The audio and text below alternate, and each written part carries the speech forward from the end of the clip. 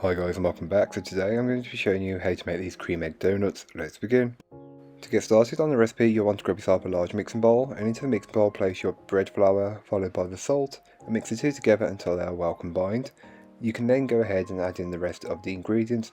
You separate the salt from the rest of the ingredients with the flour due to it deactivating the yeast if the two combine.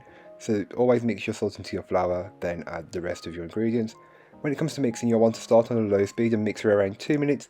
As you see a dough start to form, you can then turn the speed up to a medium-high and mix it for a further 6 to 8 minutes or until a good dough that pulls away from the bowl has formed.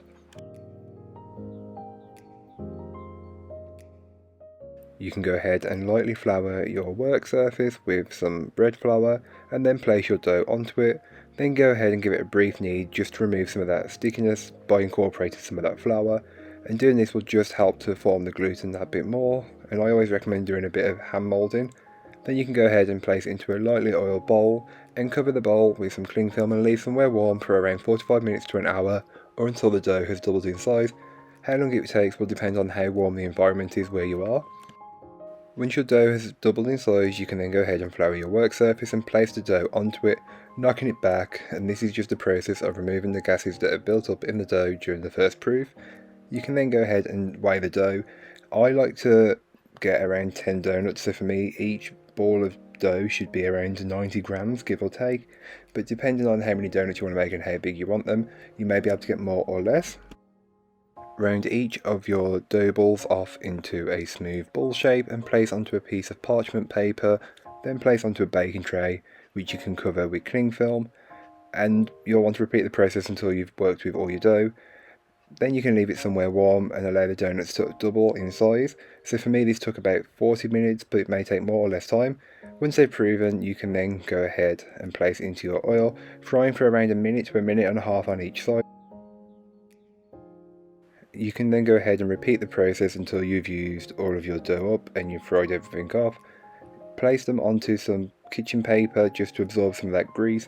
Once they have been fully fried and you're good to go, allow them to cool fully before you make a hole in them. Use the end of a fork, a spoon or something else to make a hole in there, and you want to dig right down but not all the way through, as otherwise the filling will leak out.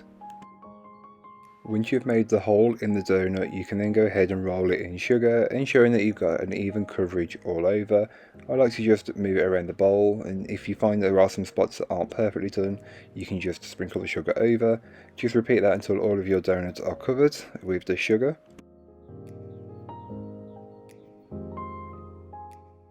So to fill these donuts, I went with a chocolate ganache, which is dark chocolate, milk chocolate and cream.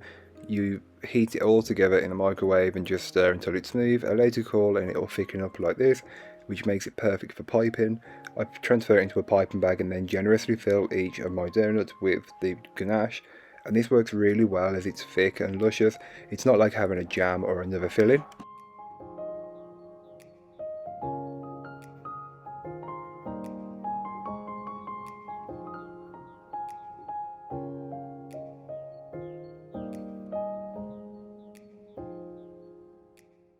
I then go ahead and top each of the donuts with a cream egg half.